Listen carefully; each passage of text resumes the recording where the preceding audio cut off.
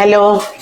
இன்னைக்கு நவராத்திரி நைவேத்தியத்துல கேரட் கீரும் மாங்காய் இஞ்சி போட்டு வெள்ளை பட்டாணி சுண்டலும் பண்ணி காட்டலான் இருக்கேன். இந்த கேரட் கீருக்கு தேவையான சாமான்கள் சொல்றேன். இப்ப பாருங்க, இதுக்கு ஒரு 1/4 கிலோ திட்டத்துக்கு கேரட்டை தோல் சீவிட்டு வாஷ் பண்ணி இந்த மாதிரி கட் பண்ணி வச்சிருக்கேன். 1 லிட்டர் பால், தண்ணி விடல நான், அப்படியே காய்ச்சி வச்சிருக்கேன். அப்புறம் அதுக்கேற்ற மாதிரி சர்க்கரை, ஏலக்காய் பொடி, நெய், அதோட ஒரு 20 பாதாம் இதை பாருங்க வெந்நீர்ல போட்டு ஊற வச்சிருக்கேன் ஒரு 1/2 மணி நேரமா. இப்ப இதை தோலை உரிச்சுடலாம். ஃபர்ஸ்ட் இந்த பாருங்க, இப்படி பிதிக்கினாலே வந்துடுறது பாருங்க.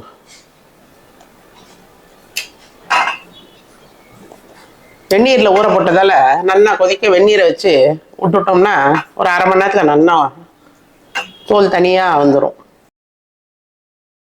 இப்ப பாருங்க, இந்த மிக்சி ஜார்ல கேரட்டும் இந்த பாதாமையும் போடுறேன். ஏலக்காவா வச்சிருக்கா கூட இதுல போட்டுடலாம். ஒரு அடிகனமான பாத்திரத்தை போட்டுக்கோங்க. பெரிய நல்ல இழுப்பு சட்டி இருந்தா கூட அதை வச்சுக்கோங்க. நான் இந்த பேனை போட்டுருக்கேன். 2 டேபிள் ஸ்பூன் திட்டத்துக்கு நெய் விட்டுருக்கேன்.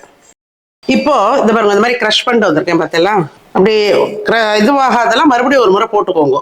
1 2 இருந்தா இது பாருங்க, அந்த பாதாம் இதையும் போட்டதை இதில் போட்டுடுறேன். நல்லா கொஞ்சம் கலர் சேஞ்ச் ஆகிற அளவுக்கு மீடியத்தில் ஃப்ளேமை வச்சுக்கணும். இப்படி வதக்குவோம் கொஞ்ச நேரம்.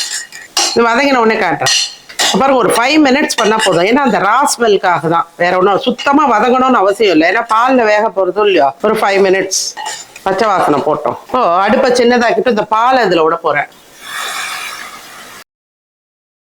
இப்ப பாருங்க, இந்த பால் நல்லா கொதிக்கணும். கொஞ்சம் சுண்டணும் இல்லையா, அதை வெந்துடும். வேகணும். இந்த கேரட்டும் பாதாமும் க்ரஷ் பண்ணோம் இல்லையா, அதுவும் சிம்மில் வச்சுட்டு அப்பப்போ கிளறி விடுங்க. நான் அடுத்து சுண்டல் பண்ண போறேன். சைமல்டேனியஸா பண்ணிடலான்னு இதை எடுத்து அடுத்த வேற ஒன்றும் ஸ்டவ்ல போட்டுடுறேன் நான். இது பாருங்க, நல்லா கொதி வந்துருத்தா அடுப்பை நான் சின்னதாக்கிட்டே இப்போ அது பாட்டு கொதிக்கட்டும். இந்த மாங்காய் இஞ்சி சுண்டலுக்கு தேவையான சாமான்கள் சொல்றேன் பாருங்க. பட்டாணியை மஞ்சப்பொடி உப்பு போட்டு நான் வேக வச்சுருக்கேன். நல்லா வேக விட்டு இது பாருங்க, நான் ஒரு 3 சவுண்டு விட்டேன் குக்கர்ல. நீங்க பார்த்து வாத்துல ஏற்ற மாதிரி போட்டுக்கோங்க. இதை வேக விட்டு இதை வச்சிருக்கேன்.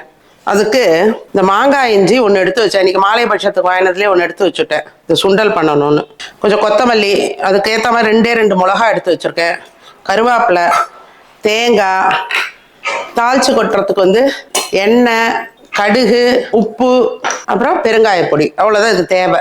இப்போ இந்த கேரட்டை க்ரஷ் பண்ண இல்லையா, அதனால அதுலயே போட்டுடலாம் அப்படின்னு தான். சுண்டலுக்கு தானே போட போறோம். சும்மா இதை பாருங்க, 2 கொத்தமல்லி தான், 2 மிளகா, அவ்வளோதான். இதை அரைச்சுட்டு வந்துடுறேன். இதை பாருங்க, இதை க்ரஷ் பண்ணிட்டு வந்திருக்கேன்.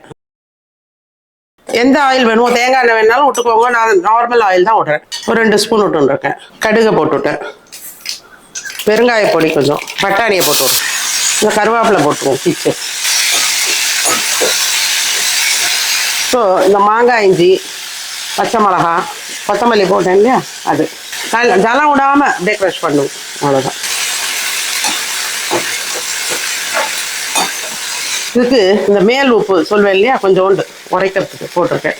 அப்புறம் ஒரு 2 டேபிள் ஸ்பூன் தேங்காய் துருவல். நல்லா கமகமன் மாங்காய் இஞ்சி சுண்டல் ரெடி.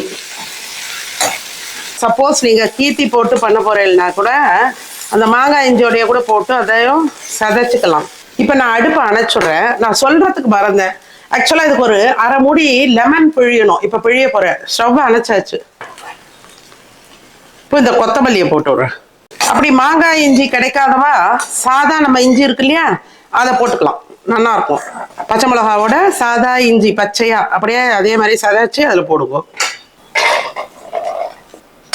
இப்போ பார்த்தீங்களா, இது நல்லா வெந்திருக்கு.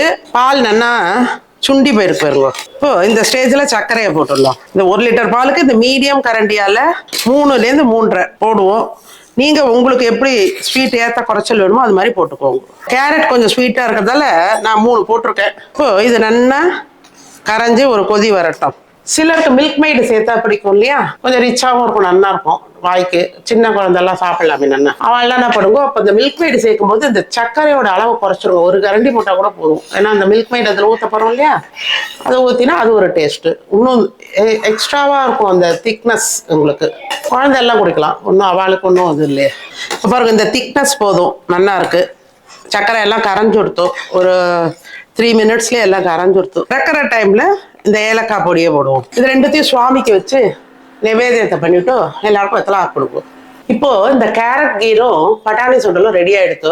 இது ரொம்ப நல்லா இருக்கும். இந்த மாங்காய் இஞ்சி ஃப்ளேவர் ரொம்ப நல்லா இருக்கும். கிடைக்கிறவா வாங்கி போடுங்க, கிடைக்காதவா சாதா இஞ்சியும் மாங்காய் கிடைச்சா அது கூட துண்டம் போட்டு இதோட கலந்துக்கலாம். கடைசியில அணைச்சுட்டு அடுப்பு அணைச்சிட்டு பொடியா அதை வந்து சீச்சி போடலாம், இல்ல துண்டம் துண்டமா சின்ன குழந்தைலாம் சாப்பிட்றேன்னா குட்டி குட்டி துண்டா நெருக்கி போடலாம். அதுவும் டேஸ்டா இருக்கும். இந்த மாங்காய் இஞ்ச வந்து கடலப்பருப்பு சுண்டல் பண்ணேன்னா கூட போட்டா நல்லா இருக்கும்.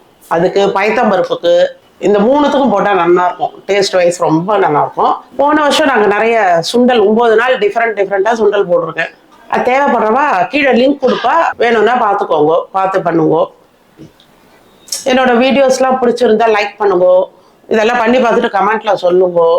ஃப்ரெண்ட்ஸ் அண்ட் ரிலேட்டிவ்ஸ்க்கு ஷேர் பண்ணுங்க. சப்ஸ்கிரைப் பண்ணாதவாலாம் சப்ஸ்கிரைப் பண்ணுங்க. தேங்க்யூ.